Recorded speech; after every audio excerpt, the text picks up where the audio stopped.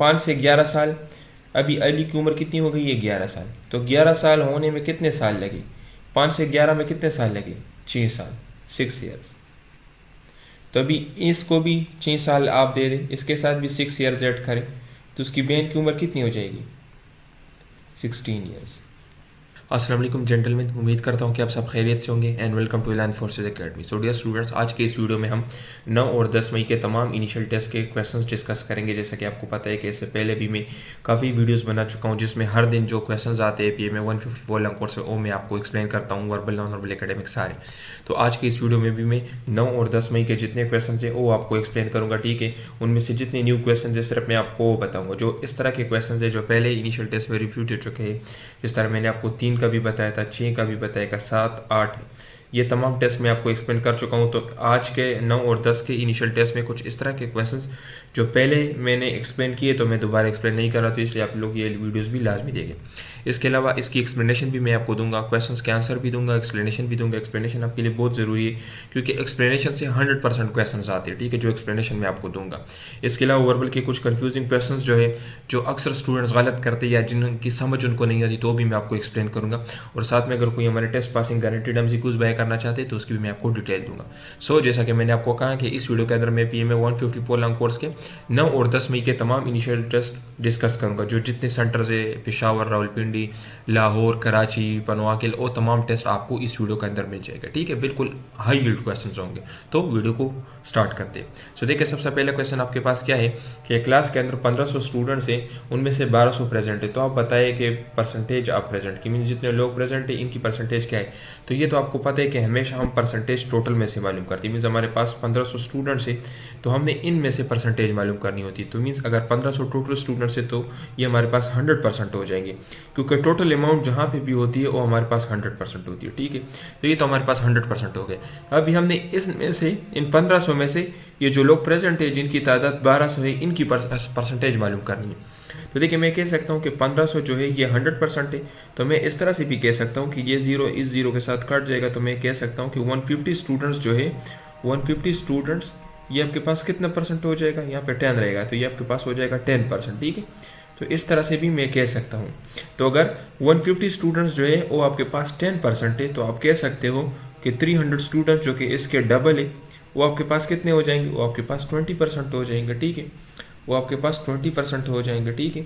तो अभी देखिए यहाँ पर 1200 लोग प्रेजेंट है, 300 लोग एब्सेंट है। तो अगर आपसे कोई पूछे कि एब्सेंट लोगों की परसेंटेज कितनी है, तो एब्सेंट देखिए कितने एब्सेंट है, 20%। अगर 20% एब्सेंट है तो बाकी कितने रह गए, 80%। तो इसलिए 80% आपके पास क्या है, प्रेजेंट है, और 20% एब्सेंट है। तो ये क्वेश्चन आपको मुख्तलिफ तरीके से दिया जा सकता है। अगर आपको कहे कि प्रेजेंट की परसेंटेज कितनी है तो आपके पास 80% है। अगर आपको कहे कि एब्सेंट की परसेंटेज कितनी है तो 20% है, ठीक है। तो देखिए मैंने किस तरह से सॉल्व किया। हमेशा परसेंटेज हमने टोटल में से मालूम करनी होती है। तो टोटल स्टूडेंट्स हमारे पास कितने हैं, 1500 है। इट मीन्स के 1500 हमारे पास 100% हो गए।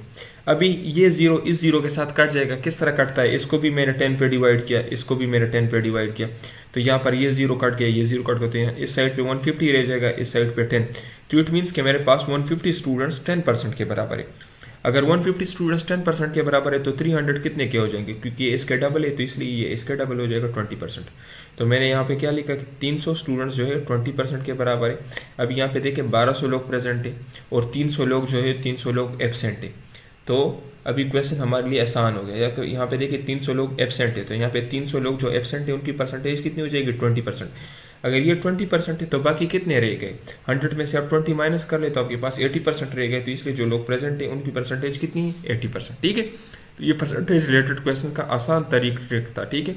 इस तरह वर्बल की जितनी भी टाइप्स है, blood relation question, speed related question, calendar type question, odd one out, वो तमाम सीरीज वाले हमने अपने वीडियोस के अंदर एक्सप्लेन किए, जो हमारे पेड कोर्स के अंदर मौजूद है। उनके अंदर हमने बिल्कुल शॉर्टकट ट्रिक्स उसके बताए। अभी देखिए नेक्स्ट क्वेश्चन आपका क्या है कि जब अली 5 साल का था तो उसकी बहन की उम्र दोगुनी थी, ठीक है। अब जब अली 11 साल का हो गया है तो उसकी बहन की उम्र कितनी होगी। देखिए यहाँ पर आपको ये बताया गया है कि अली की एज जब 5 साल थी, ठीक है, तो उसकी बहन की एज कितनी थी, सिस्टर की एज कितनी थी, 2 into age of Ali. Ali की उम्र के दोगुना थे, ट्वाइस, तो ट्वाइस कितनी हो जाएगी, जब अली की उम्र 5 साल थी तो उसकी बहन की उम्र दोगुना थी, इट मीन्स उसकी उम्र कितनी थी 2 × 5, अली की एज 5 थी तो ये 10 ईयर्स। तो इट मीन्स कि जब अली की उम्र 5 साल थी तो उसकी बहन की उम्र कितनी थी 10 साल। ठीक है, अभी ये हमारे पास क्वेश्चन का एक सेगमेंट हो गया। अभी दूसरे सेगमेंट की तरफ हम बढ़ते, ये हमारे पास ये वाले लाइन हो गए। ठीक है, यहाँ तक। अभी आपको ये बताए कि अली की उम्र जब 11 साल हो गई तो आप बताइए कि उसकी बहन की उम्र कितनी हो जाएगी। देखिए यहाँ पर अली की उम्र कितनी है 5 साल, 5 से 11 साल। अभी अली की उम्र कितनी हो गई है 11 साल, तो 11 साल होने में कितने साल लगे, 5 से 11 में कितने साल लगे 6 साल, 6 ईयर्स। तो अभी इसको भी 6 साल आप दे दें, इसके साथ भी 6 ईयर्स ऐड करें तो उसकी बहन की उम्र कितनी हो जाएगी 16 ईयर्स।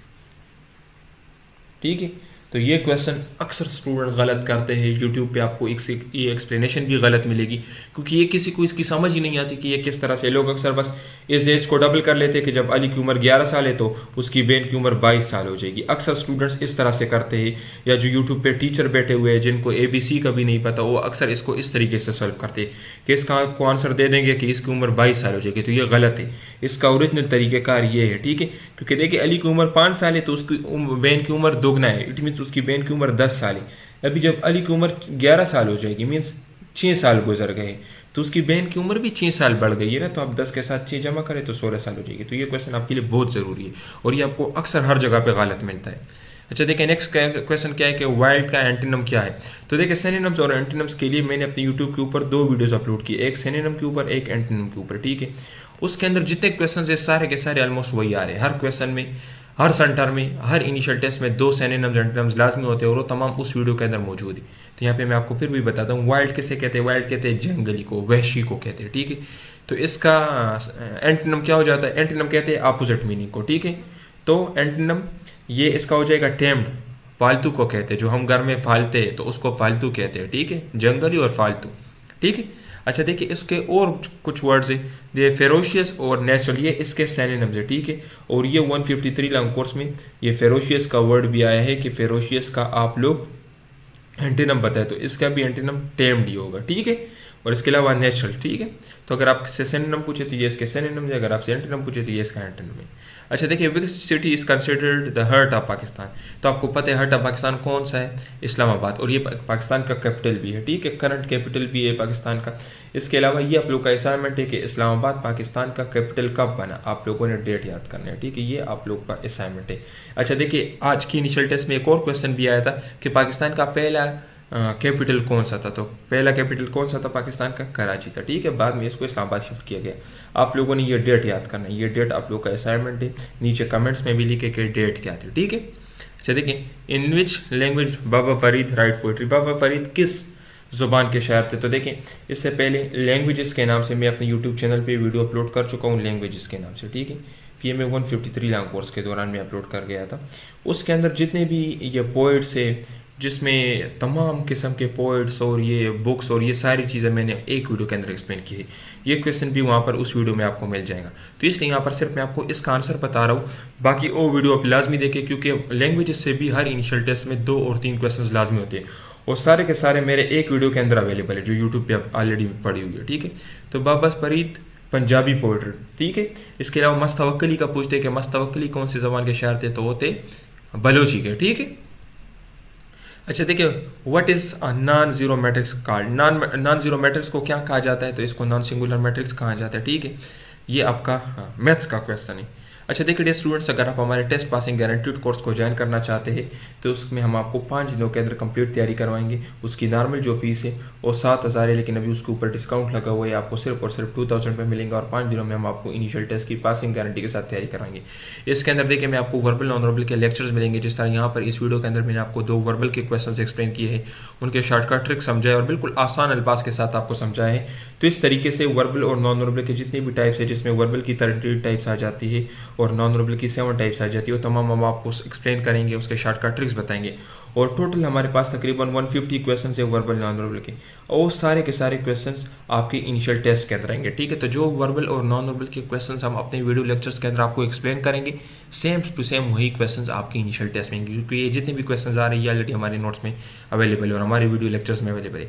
इसके साथ देखिए हम कंप्लीट एकेडमिक के नोट्स देंगे, ये नोट्स आपको आपके सेंटर के मुताबिक मिलेंगे। इन नोट्स से हम सेलेक्टेड टॉपिक्स कवर करेंगे। सेलेक्टेड टॉपिक्स कवर करने से हमारे पास ये डर खत्म हो जाएगा कि हमारा इनिशियल टेस्ट पास हो गया नहीं, क्योंकि उससे आपका इनिशियल टेस्ट पास होगा, मीन्स उसमें आपके 60% मार्क्स होंगे पासिंग। फिर उसके बाद देखिए आपकी इनिशियल टेस्ट से 2 दिन पहले आपके टेस्ट डेट और टेस्ट टाइम के मुताबिक हम आपको 200 सेलेक्टेड एमसीक्यूज देंगे। तो ये सेलेक्टेड टॉपिक्स और सेलेक्टेड एमसीक्यूज मिलाकर आपके इनिशियल टेस्ट के एकेडमिक पोर्शन के 50 में से 50 एमसीक्यूज यहाँ से कवर हो जाते हैं। Verbal non verbal same to same हमारे वीडियो लेक्चर से आते हैं, और एकेडमिक में सबसे पहले हम सेलेक्टेड टॉपिक्स पढ़ेंगे आपके सेंटर के मुताबिक, और फिर आपके टेस्ट डेट और टेस्ट टाइम के मुताबिक हम आपको 200 क्वेश्चन देंगे। तो ये दोनों मिलाकर आपके इनिशियल टेस्ट के 50 में से 50 एकेडमिक कवर हो जाते हैं। इसके अलावा हमारे ऑफिसर्स आपको गाइड करेंगे कि आपने अपनी इनिशियल टेस्ट की तैयारी किस तरह से करनी है, और अगर कोई भी कन्फ्यूजन हो, किसी चीज़ की समझ नहीं आती नोट्स में या लेक्चर्स में, तो आप उनसे पूछ सकते हो, वो आपको गाइड करेंगे। तो अगर आप हमारे इस कोर्स को बाय करना चाहते हैं तो ये हमारा कॉन्टैक्ट नंबर है, इस पर बाय कर सकते हैं। इसके अलावा इसमें जो नोट्स है ये आपको मोबाइल ऐप के थ्रू मिलेंगे, और ये लेक्चर्स जो ये हमारी वेबसाइट के थ्रू होंगे, और हमारी तरफ से ये कोर्स आपके लिए एक्टिव करने में 5 से 10 मिनट लगेंगे। ठीक है, तो जब भी आप लेते हैं तो 5 से 10 मिनट में ये हम आपको एक्टिव करके दे देंगे। तो ये हमारा कॉन्टैक्ट नंबर है, इस पर रब्ता करके आप बाय कर सकते हैं। ये देखिए ये डियर स्टूडेंट्स, अभी मैं आपको अपना रिजल्ट भी दिखा देता हूँ। ये मेरा रिजल्ट है, जो हमारे स्टूडेंट्स हैं जिन्होंने अपने इनिशियल टेस्ट क्लियर किए हैं। ये आप देख सकते हो, कामरान हमारा स्टूडेंट है जिसने ASRC लाहौर से अपना इनिशियल टेस्ट क्लियर किया है। ये आप चेक कर सकते हैं ASRC लाहौर से, उसका ये एक्सपीरियंस भी है, मैंने शेयर किया है आप लोगों के साथ वीडियोस के अंदर। ये देखें, ये हमारा दूसरा स्टूडेंट है जिसने हमारे बारे में क्या लिखा है, आप चेक कर सकते हैं। ये हमारा तीसरा स्टूडेंट है अताउल्ला ASRC क्वेटा से, जो उसने अपने इनिशियल टेस्ट फिजिकल मेडिकल सब कुछ क्लियर किया है। ये उसके एक्सपीरियंस है। ठीक है, इसके अलावा देखिए ये 90% आप 90, इस क्वेश्चन का भी मैंने आपको ट्रिक बताया था कि इसमें अपने 90 का पहला डिजिट और दूसरे 90 का पहला डिजिट मल्टीप्लाई करना होता है। 9 × 9 इज इक्वल टू 81। इसी तरह अगर आपसे पूछे 40% ऑफ 40, तो आप लोगों ने क्या करना है, 4 × 4, तो 4 4 ज़ा 16। इस तरह देखिए हमारा तीसरा स्टूडेंट है रमीज़, जो कि SRC रावलपिंडी से है, जिसने अपने इनिशियल टेस्ट क्लियर कर लिया है। अभी देखिए कुछ और रिजल्ट्स की तरफ भी बढ़ते थे कि ये हमारा सुलेमान हमारा स्टूडेंट है जिसने अपना इनिशियल टेस्ट क्लियर किया है, और ये ASRC पेशावर से था। ठीक है, जिसने 9 को अपना इनिशियल टेस्ट क्लियर किया है, ये आप चेक कर सकते हो। इसके अलावा देखिए ये हमारा महर है, ये SRC रावलपिंडी से था। ये सर्विंग सोल्जर है पाकिस्तान आर्मी में, और इसने अपना इनिशियल टेस्ट क्लियर कर लिया। तो अगर आप सर्विंग सोल्जर है और हमसे तैयारी करना चाहते हैं तो इंशाल्लाह हम आपको 5 दिनों में बेहतरीन तैयारी करवा देंगे। ये देखिए ये हमारा नेक्स्ट स्टूडेंट है जिसने ASRC पेशावर से अपना इनिशियल टेस्ट क्लियर किया है। अक्सर स्टूडेंट्स कहते हैं कि SRC पेशावर का टेस्ट बहुत मुश्किल आ रहा है, लेकिन अभी तक हमारे एक स्टूडेंट ने भी अपना इनिशियल टेस्ट फेल नहीं किया। टोटल अभी तक तकरीबन सिर्फ पेशावर सेंटर से हमारे 7 स्टूडेंट्स ने अपना इनिशियल टेस्ट दिया है, 7 के 7 क्लियर कर चुके हैं। और ये देखिए ये हमारा दूसरा स्टूडेंट है ASRC पनवाकिल से, जिसने अपने इनिशियल टेस्ट क्लियर किया है। और ये जितने भी आप देख रहे हो ये सिर्फ और सिर्फ ये 9 मई का 9 और 10 मई का रिजल्ट है। ठीक है, तो अगर आप भी टेस्ट पासिंग गारंटी के साथ तैयारी करना चाहते हैं तो अभी हमसे रब्ता करें, इंशाल्लाह हम 5 दिनों में आपको कंप्लीट तैयारी करवा देंगे। सो देखिए नेक्स्ट क्वेश्चन क्या है कि how electricity is primary produce. Electricity mainly किस चीज़ से बनती है? तो देखिए आपको पता है पाकिस्तान में इलेक्ट्रिसिटी हाइड्रो इलेक्ट्रिक यानी पानी से बनती है, फिर उसके अलावा वाइंड से भी बनती है, और सोलर पावर। तो इसलिए अगर आपसे इनिशियल टेस्ट में पूछे तो ऑलमोस्ट ये हाइड्रो इलेक्ट्रिक ही आपका ऑप्शन होगा। ठीक है, अच्छा देखिए which mountain range is located in north west of Pakistan के नॉर्थ वेस्ट में कौन सा माउंटेन रेंज लोकेटेड है? तो आपको पता है हिंदू कुश। हिंदू कुश क्या है? केटू को भी कहते हैं, गॉड ऑस्ट्विन भी इसका दूसरा नाम है। ठीक है, गॉड ऑस्ट्विन भी इसका दूसरा नाम है। ये क्वेश्चन भी अभी 154 लॉन्ग कोर्स में पूछा गया है। ठीक है, केटू ये सब एक ही चीज़ है। ठीक है, तो ये नॉर्थ वेस्ट में वाक़ है। इसके अलावा लार्जेस्ट माउंटेन पाकिस्तान का है। ठीक है, तो पाकिस्तान का जो K2 है ये हाईएस्ट पॉइंट भी है पाकिस्तान का, लार्जेस्ट माउंटेन भी है। अगर आपसे इनिशियल टेस्ट में पूछे, ये मैंने पहले भी वीडियोस के अंदर बताया था कि इस तरह से क्वेश्चन भी आपसे पूछा जा सकता है, और अभी PMA 154 में सेम क्वेश्चन आ रहे हैं कि हाईएस्ट पॉइंट ऑफ पाकिस्तान। तो पाकिस्तान का हाईएस्ट पॉइंट कौन सा है? K2। इसकी हाइट कितनी है? 8611 मीटर। इसको गॉड ऑस्ट्विन भी कहते हैं। ठीक है, और हिंदू कुश भी कहते हैं। अच्छा देखिए आपसे ये क्वेश्चन भी पूछा जा सकता है कि लोएस्ट पॉइंट ऑफ पाकिस्तान क्या है? तो इंडियन ओशन। ठीक है, जो कि सी लेवल पे है। ठीक है, जिसकी हाइट कितनी है? 0 मीटर। तो इंडियन ओशन जो है ये पाकिस्तान का लोएस्ट पॉइंट है। ये क्वेश्चन भी अभी पूछा गया। ये मैंने पहले भी अपनी वीडियोस में बताया था कि अगर आपसे K2 के बजाय ये क्वेश्चन पूछे कि पाकिस्तान का हाईएस्ट पॉइंट कौन सा है, तो भी आपका आंसर होगा K2 या गॉड ऑस्ट्विन या हिंदू कुश। और अगर आपसे पूछे कि लोएस्ट पॉइंट, तो इंडियन ओशन। ठीक है, अच्छा देखिए माउंट एवरेस्ट जो है ये दुनिया की सबसे बुलंद तरीन पहाड़ी, और ये कहाँ पे, ये नेपाल और चाइना के बॉर्डर पे है, ठीक है। अच्छा देखिए, पासेस से रिलेटेड क्वेश्चंस अक्सर पूछते हैं। मैंने इससे पहले लेक्चर में भी तमाम पासेस को डिस्कस किया था, जितने भी पासेस है वो तमाम बताए थे। अभी यहाँ पे क्वेश्चन क्या पूछा गया है कि बाबूसर पास कनेक्ट चेलास विद, चेलास को किसके साथ कनेक्ट करता है, तो ये कागान वैली के साथ, ठीक है।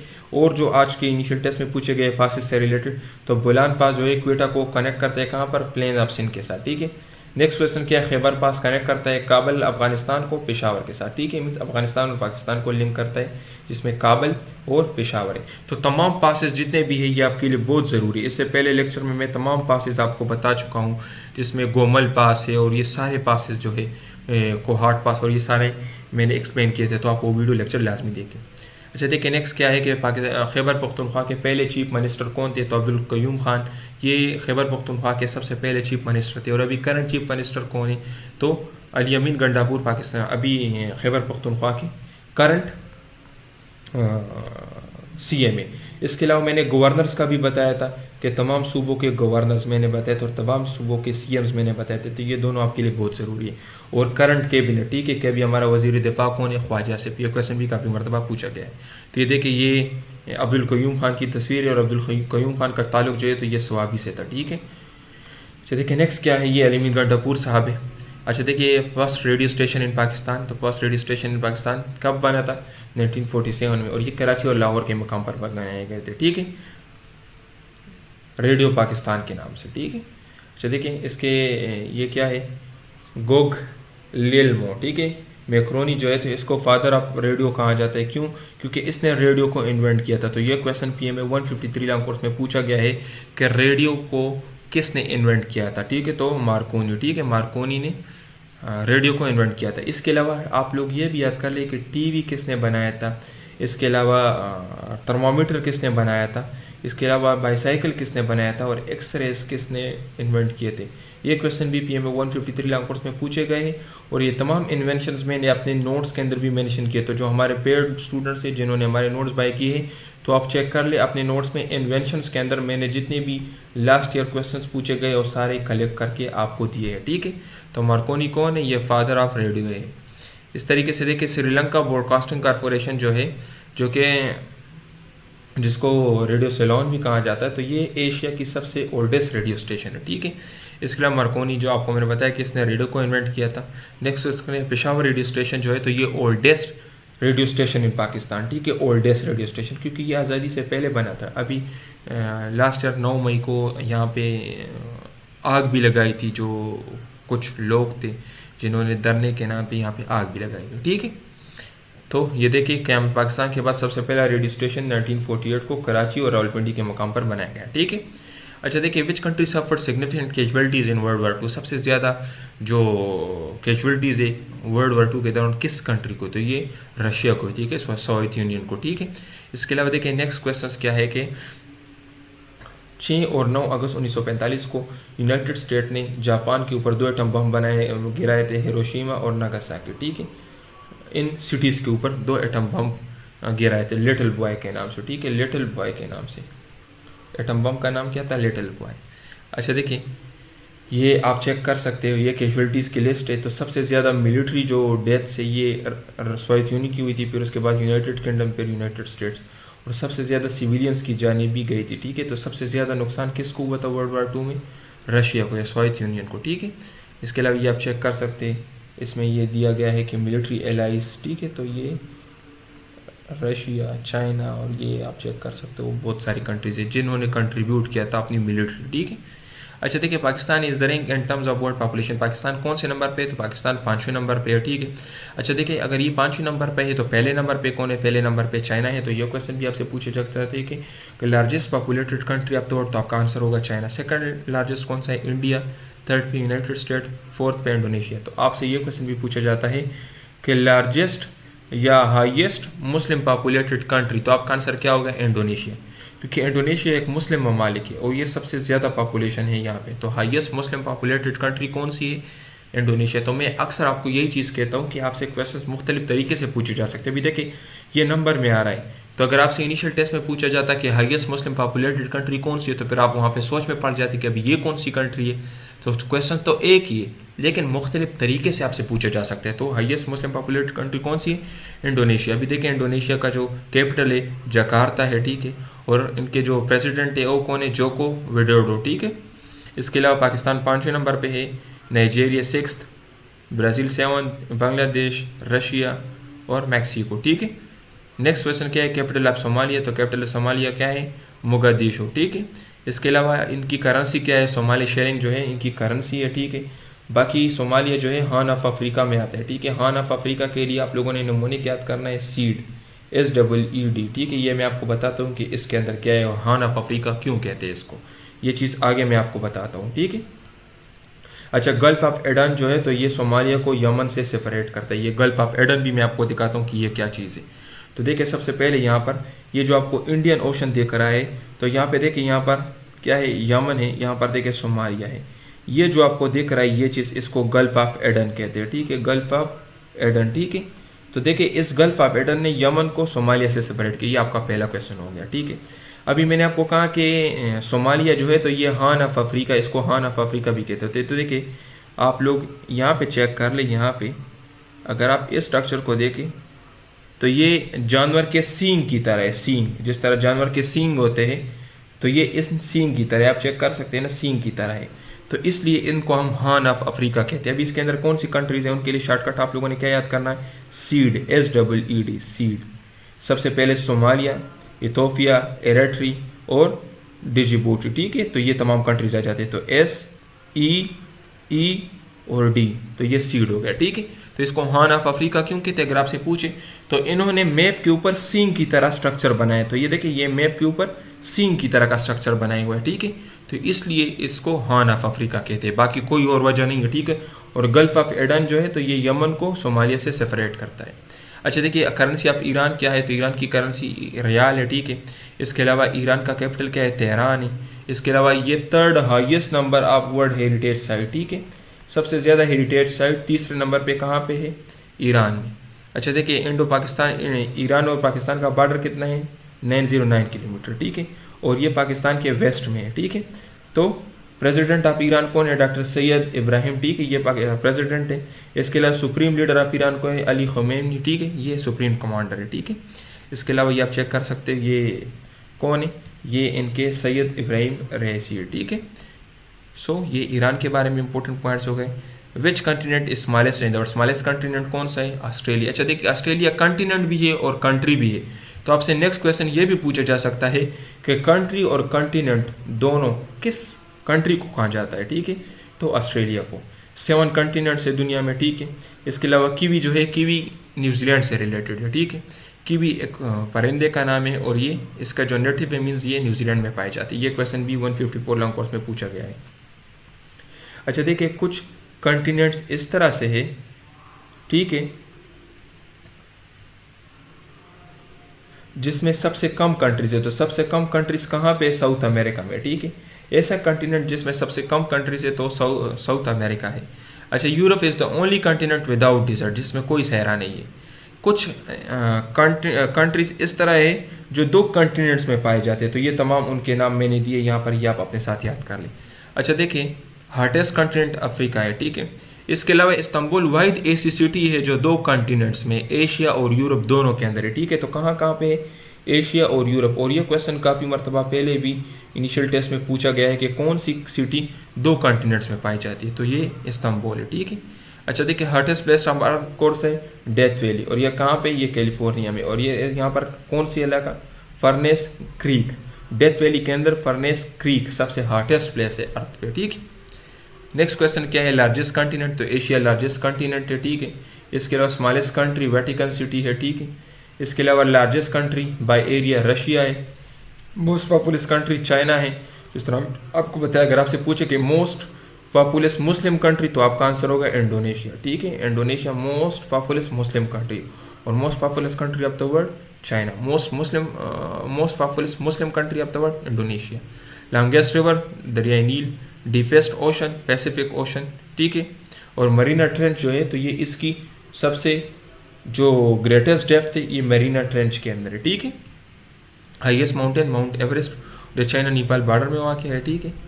नेक्स्ट क्वेश्चन क्या है, पाकिस्तान में टोटल कितने प्रोविंसेस है, तो पाकिस्तान के अंदर 5 प्रोविंसेस है, ये आप चेक कर सकते हो। पाकिस्तान के अंदर टोटल डिस्ट्रिक्ट्स 166 है।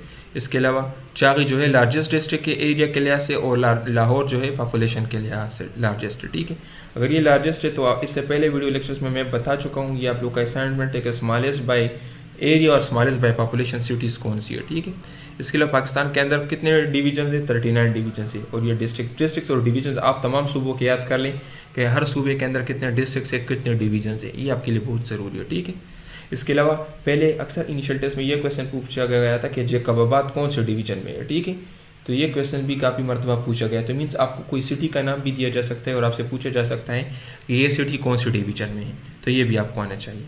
अच्छा देखिए, how many Nobel prizes Pakistan है, पाकिस्तान ने टोटल कितने नोबेल प्राइजेस जीते थे, ये क्वेश्चन नोबेल प्राइजेस से पहला क्वेश्चन ये आता है। दूसरा क्वेश्चन ये आता है कि मलाला यूसुफजई को नोबेल प्राइज़ कब मिला। तीसरा क्वेश्चन ये आता है कि मलाला यूसुफजई को नोबेल प्राइज़ क्यों मिला, वाई, ठीक है। तो ये 3 तरह के क्वेश्चन नोबेल प्राइजेस के ऊपर आते हैं। तो सबसे पहले आपका आंसर क्या है कि पाकिस्तान ने टोटल 3 नोबेल प्राइजेस जीते हैं। किस किस ने, सबसे पहले अब्दुल सलाम ने फिज़िक्स के ऊपर जीता है, ठीक है।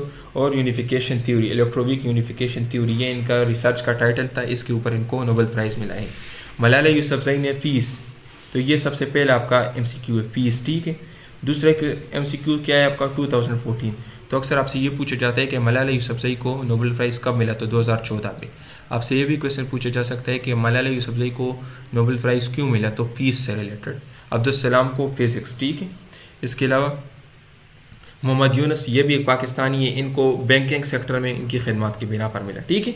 और इनको 2006 में मिला। तो पाकिस्तान के पास टोटल कितने नोबेल प्राइजेस है, 3। ये देखें, ये आपको जो नज़र आ रही है अब्दुल सलाम साहब है, ये मलाला यूसुफजई है, और ये मोहम्मद यूनुस साहब है, ठीक है। थैंक यू डियर स्टूडेंट्स, अपना बहुत ख्याल रखिए, वस्सलाम।